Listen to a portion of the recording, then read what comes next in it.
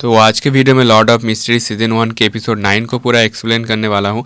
उससे पहले जो भी चैनल पर न्यू आए हो please subscribe my channel and support me.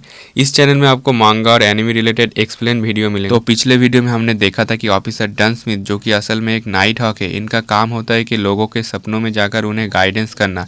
तो अब इसके आगे कहानी में हम देखते हैं क्लेन डन स्मिथ से पूछता है, क्या तुम मेरे सपनों को कंट्रोल कर रहे थे? ऑफिसर स्मिथ कहते हैं, नहीं, मैंने तो केवल तुम्हारे सपनों के अंदर एंटर किया और तुम्हें जो गाइडेंस चाहिए था वो दिया।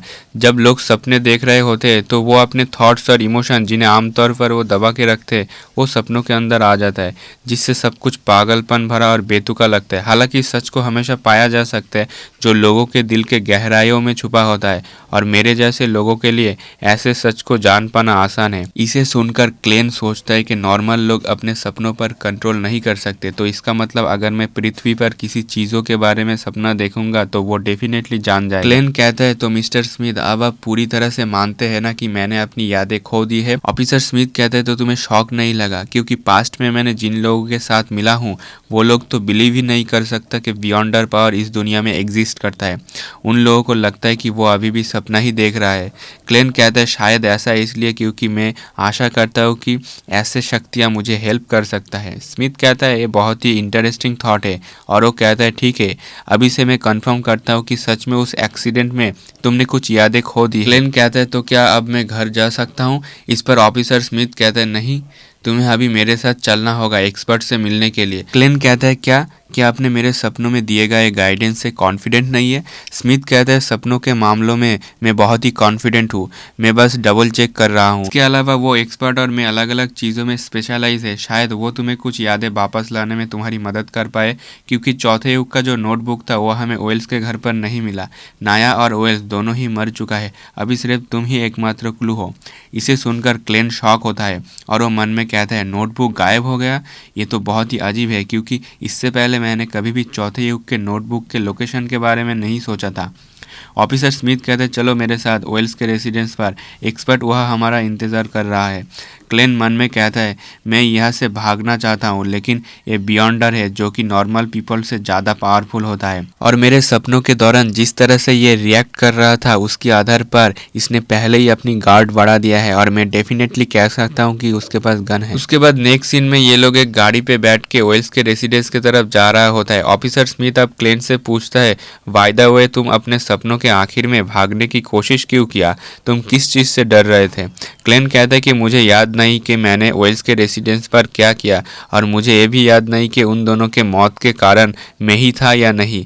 मुझे डर था कि अंत में ये पता चल सकता है कि मैं ही कातिल हूँ, तो मैंने सोचा कि भाग जाना ही बेहतर होगा, और मैं साउथ कॉन्टिनेंट में जाके एक न्यू लाइफ स्टार्ट करने का सोच रहा था। ऑफिसर स्मिथ कहता है कि अगर तुम्हारी जगह मैं होता तो मैं भी यही सोचता। क्लेन अब ऑफिसर स्मिथ से पूछता है, एक्सपर्ट अगर कंफर्म करता है कि मैंने सच में अपनी यादें खो दिया है और मैं दोषी नहीं हूँ, तो क्या यह मैटर यही खत्म हो जाएगा? ऑफिसर स्मिथ कहता है कि थियोरिकली हाँ, अगर ऐसा होता है तो हम नोटबुक की खोज जारी रखेंगे, साथ ही हम ये भी कंफर्म करेंगे कि तुम पर कोई कर्ज तो नहीं लगा है और तुम्हारी शरीर में कोई डेविल या बुरी आत्मा तो नहीं छिपा है। हमें यह कंफर्म करना होगा कि तुम फ्यूचर में एक सुरक्षित और सेफ लाइफ जी सकते हो, क्योंकि हम कुछ साल पहले एक कल्ट से जुड़े मामले में इन्वॉल्व थे, जहाँ पर उस कल्ट ने अपने फॉलोअर को सुसाइड करने के लिए ब्रेन वॉश किया था, लेकिन इन फॉलोअर में से एक ने उस कल्ट के बारे में हमें बताया, जिससे मामला जल्दी ही सुलझ गया और हमने कंफर्म किया कि उसके आसपास कोई शैतानी गन नहीं था। उसके बाद उस कल्ट ने एक नॉर्मल लाइफ जीना शुरू कर दिया था। उसका फाइनेंशियल सिचुएशन भी काफ़ी अच्छा था और उसकी अपनी पत्नी के साथ बहुत अच्छा रिश्ता भी था। उनका बेटा होशियार और प्यारा भी था, लेकिन इस साल मार्च में उनकी अचानक मृत्यु हो गई। उन्होंने अपने ऑफिस में ही गला घोटकर सुसाइड कर लिया।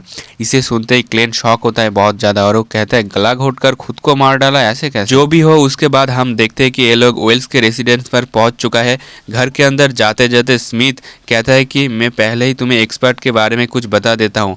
बाहरी दुनिया में एक्सपर्ट को आवा काउंटी के सबसे फेमस स्पिरिट मीडियम के रूप में जाना जाता है, लेकिन ये सिर्फ दिखावा है। क्लेन कहता है, फिर उनकी असली आइडेंटिटी क्या है? स्मिथ कहता है दरवाज़ा खोलते हुए कि वो असल में एक लड़की है और वो सच में एक स्पिरिट मीडियम है, और हम उस एक्सपर्ट को देखते हैं जो कि एक खूबसूरत सी लड़की होता है। वो कहती है कि गुड इवनिंग जेंटलमैन। स्मिथ अब उस लड़की से कहता है, डैली, क्या तुम्हें यह कुछ रिजल्ट मिला?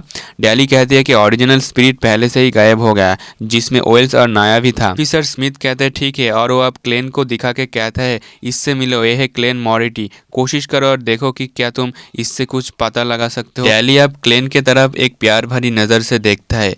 इसे देखकर क्लेन सोचता है क्या होगा अगर ये सच में मेरे सीक्रेट को एक्सपोज कर दे तो। डैली कहती है कि मुझे थोड़ी हेल्प चाहिए, आखिर तुम कोई दुश्मन नहीं हो, इसलिए मैं तुम्हारे साथ रूड नहीं हो सकता। डैली अब एक पॉइजन सिरप निकाल के कहती है इससे तुम्हें थोड़ा दर्द महसूस होगा और मैं तुम्हें कुछ फ्रैगनेंस दूंगा जिससे तुम खुल के बात कर पाओगे। क्लेन कहता है ये इतना अजीब क्यों लग रहा है। ऑफिसर स्मिथ कहता है कि डरो मत, हम लोग तूफानों के लॉर्ड की चर्च के लोगों के जैसे नहीं है, ये सिर्फ तुम्हें चिढ़ा रहा है, चिंता मत करो। डैली अक्सर ऐसा नहीं करती, वो बस तुम्हें रिलैक्स करवाने की कोशिश कर रहा है, उसे तो आदमी लोगों से ज़्यादा डेड बॉडी में इंटरेस्ट है। डैली कहती है कि चलो अब शुरू करते हैं और वो उस सिरप को मोमबत्ती के ऊपर डाल देता है जिससे पूरे घर में गंध फैल जाता है। हम देखते हैं कि क्लेन को अजीब सा महसूस होता है। मन में वो कहता है ये बिल्कुल वैसा है जैसे मैंने अपने लक रिचुअल के टाइम महसूस किया था, और वो धीरे धीरे अपने होश खो देता है। डैली अब उसके पास जाके कहती है चलो अब फॉर्मली मैं अपने आपको इंट्रोड्यूस कर देता हूँ, मैं हूँ स्पिरिट मीडियम डैली। और उसके बाद ये चैप्टर यहीं पर ख़त्म होता है। अगर आप लोग एक्सप्लेनेशन देखते देखते यहाँ तक पहुँच चुके हो और अगर आप लोग इस वीडियो में सपोर्ट दिखाओगे तो मैं ही अगला पार्ट लाऊंगा, नहीं तो अगला पार्ट नहीं ला पाऊंगा।